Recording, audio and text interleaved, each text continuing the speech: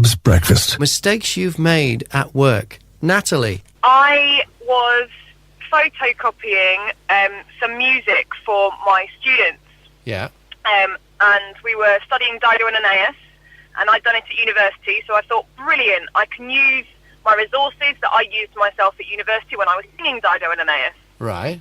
So I sent it all to be photocopied, and then in our first lesson, going through the pieces, we got to a page where I, as a university student, had graffitied all over one of the pages with not only rude words, but also rude pictures. And so my class of 5 A-level students saw what myself at 21 had been drawing. No!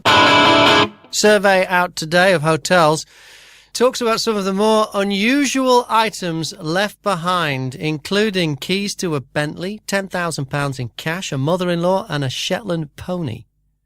I'd like to know what you've left behind. Where'd you leave it? What's the story? Karen? It's something my husband left behind. What was it? Our newborn baby left it in the car. What? How did this happen? I had a hospital appointment. She was only a couple of weeks old. He dropped me and our eldest daughter off at the hospital doors, went to park the car, and when he came to meet us at the clinic, he was empty-handed. And after a minute I said, "Oh, and the baby?" And he said some words and ran off. Now, I suppose if he's a brand new father, he's not into the routine of keeping his eye on the baby. Maybe you could give him that? No, second time around. He Oh, no, all right. he was there. No excuse. Do you ever let him forget it? Yeah, we're not together now, as in the ex-husband bit, so hey-ho. Oh, it didn't work out? No. Well, I'm no marriage guidance counsellor, but I would say that kind of behaviour would have had a bearing on the fact that the marriage didn't work out. Possibly.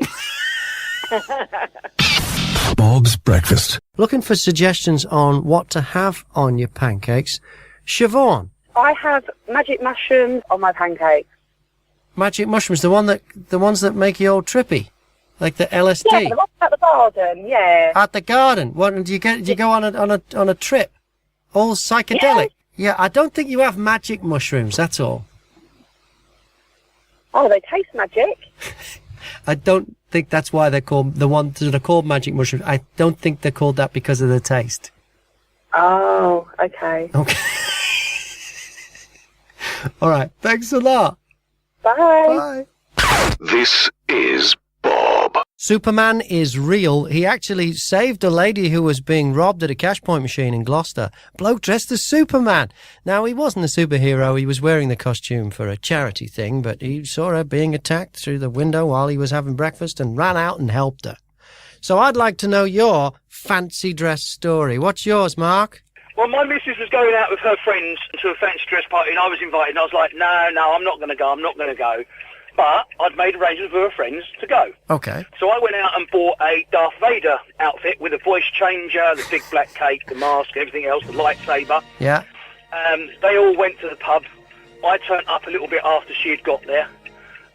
She didn't know I was there. I had this mask on. She went to the bar. I stood at the bar beside her with the voice changer on and started trying to chat her up. Right.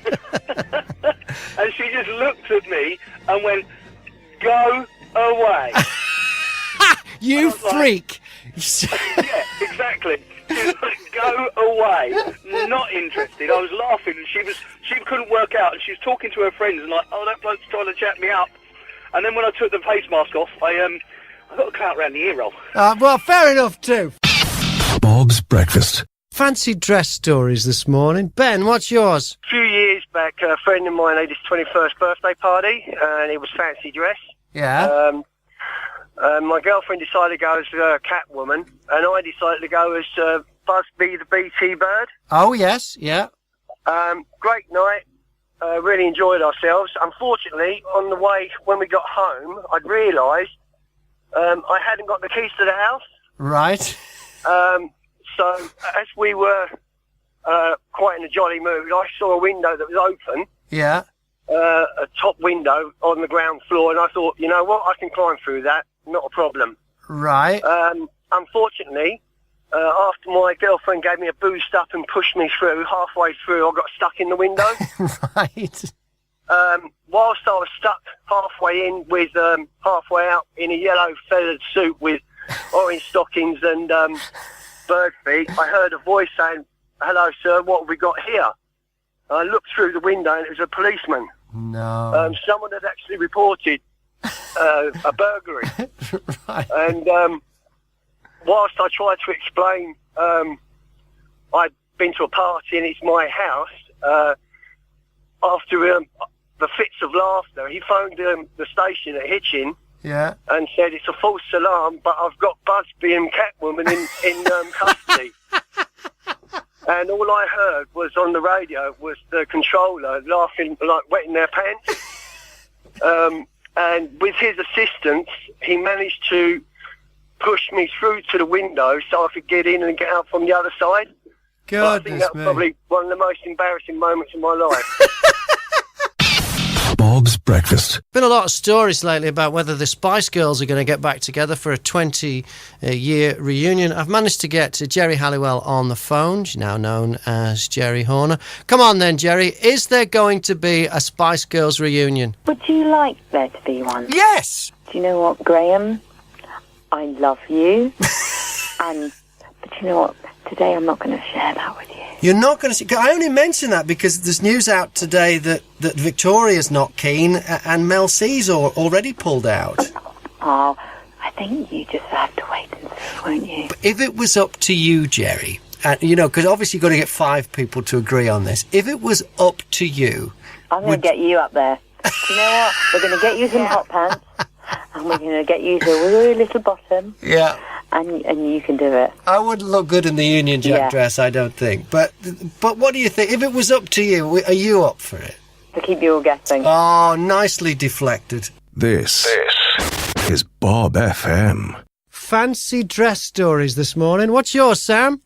My friends had a joint 25th birthday party. Yeah. And they had a theme, and it was a children's party.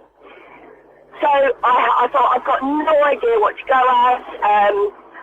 Limited funds because I wasn't being paid very well, so I couldn't go flash all out on a costume. Uh-huh. But I managed to find a fancy dress shop that had, it was like, God, this is going to sound awful. Please don't get the wrong idea. It was like a giant baby costume. Oh, dear God, I'm cringing now just at the thought of it. I had the big nappy, the booties, the bonnet, the bib, the whole lot. The giant dummy? No, I didn't have... I refused. I had that around my neck. Okay, right. Yeah. Okay.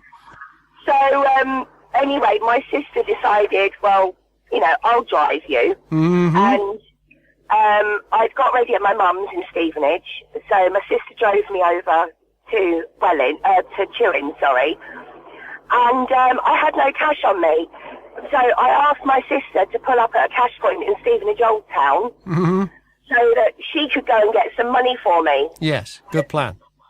And I gave her my card, I gave her my PIN number, and she just looked at me. She went, "No, you do it." Oh, no! Honest to God, Graham, I can't remember the last time I was that embarrassed. That little moo bag made me get out of her car in the middle of Stevenage Old Town, dressed as a giant baby, to get my own cash. I mean, that is just mean. And how many people were out in Stevenage Old Town at that time on a Saturday night? Lots. Oh, no, I'm feeling your pain. Oh, it was so embarrassing. Bob's Breakfast.